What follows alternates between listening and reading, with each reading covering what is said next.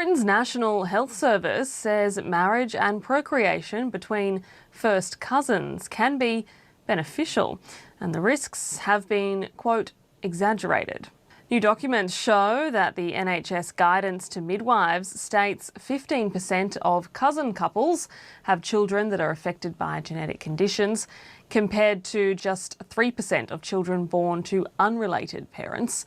However, the guidelines then go on to describe the benefits of cousin marriages, saying it can provide financial and social security and generate collective social capital. So it's not so bad. Hey guys, today I'm going to react to a clip by Fleckus Talks. They're going to be covering a few statements by Donald Trump at the World Economic Forum out in Davos. And Donald Trump is going to use some big words at Davos. He's going to talk big at the World Economic Forum. But if you pay attention to his actions, you'll find a different story entirely. Let's go ahead. We'll get into the clip. Trump at Davos made a bunch of speeches. Here's a clip from one of them. Certain places in Europe are not even recognizable, frankly, anymore. They're not recognizable. And we can argue about it, but there's no argument. Friends come back from different places. I don't want to insult anybody. And say, I don't recognize it. Very true. To their face. So this is one of those cool moments where Trump's in Davos saying it right to Europeans' face that some European cities are unrecognizable, Paris, some towns in Sweden, no-go zones, everything. But we got our own fucking problems, don't we? Trump, Dearborn, Michigan. Unrecognizable. Dallas, Texas. You see those Indian enclaves? Maybe Frisco, Texas? Unrecognizable. There's a lot of cities. Minneapolis, we've all, the Somali enclaves, unrecognizable. Unrecognizable. You gotta hit the line. So I don't know. I don't get it. Like, there's a little bit of, oh, that's badass. He goes into the den. We got our own fucking problems, right? Yeah, it hurts. So combine this, him shit talking people at Davos with the, oh, we need the hotels and the farms to still keep it. What's America gonna become? You think we're recognizable in 50 years if we don't stop the bleeding? We're just like 8 years behind everyone else. So, you know, we like Trump and Trump does well on some issues, but man, we need a wake-up call, right? Very true.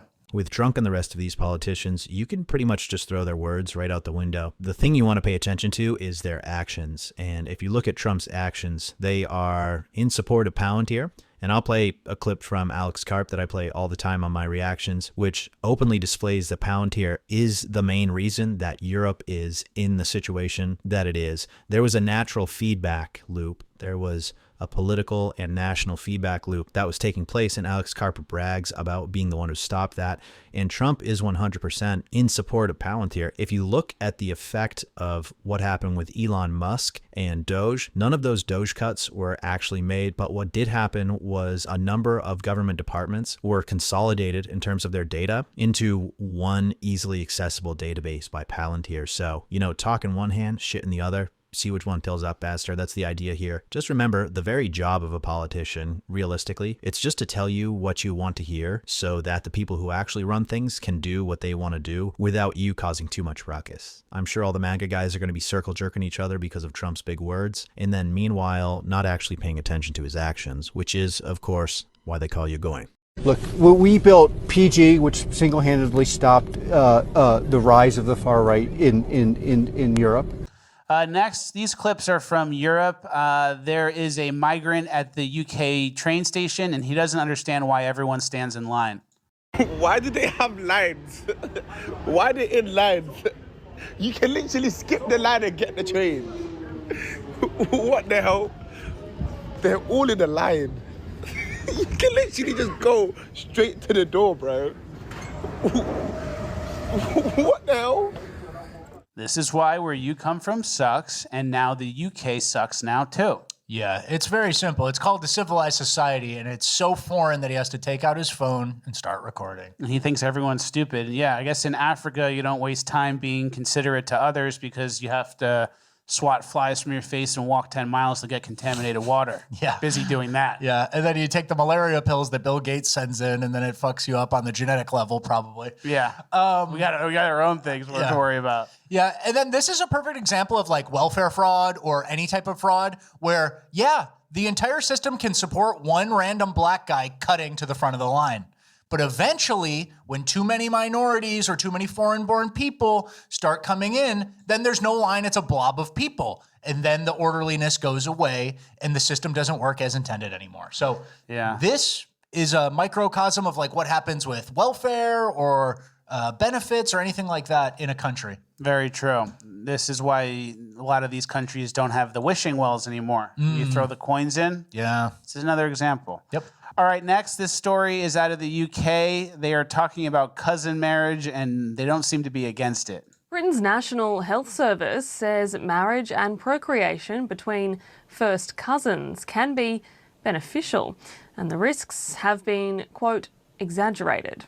New documents show that the NHS guidance to midwives states 15% of cousin couples have children that are affected by genetic conditions, compared to just 3% of children born to unrelated parents.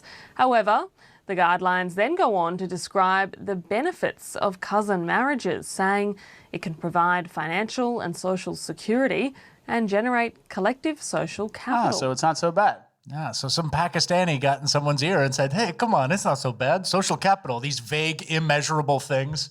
Whereas the genetic defects, there's an exact percent, 15 and 3. And they're like, but come on, community fun with your cousin. Yeah, everyone hangs out. Yeah. There's a new baby now, and it's your cousins. Yeah, so what's that meme cycle? Like, it's not happening. Okay, some of it's happening and it's good. Yeah. You know where we're at with cousin marriage in the UK. Nailed it. All right, our final clip from the migrant section. This is something I didn't know about Indians. They hold hands. The Indian guys hold hands with each other just because they're buddies. Yeah. And these are professionals. Yeah. These are guys in jeans and button-downs, wearing outfits like we would wear. Yeah, they like to hang out, and I don't know why.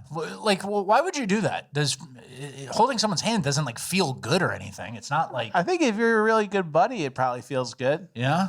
You think some Americans would like that? I don't know, man. I always see the groups of Indians. They really hang out in groups of guys, too. Yeah, and they hold hands. They stand very close in line.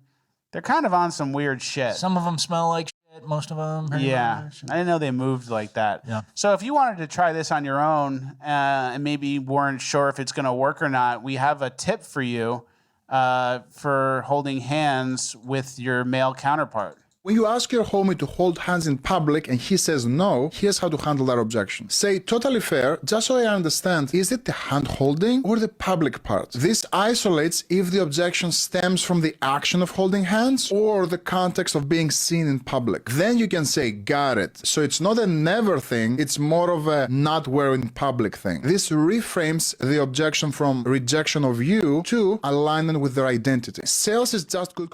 There you go.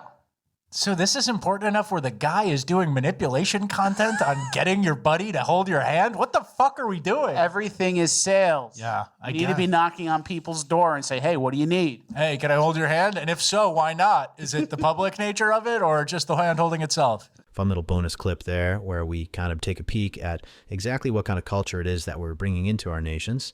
In general, getting back to Donald Trump, there you have it. That's the basic playbook.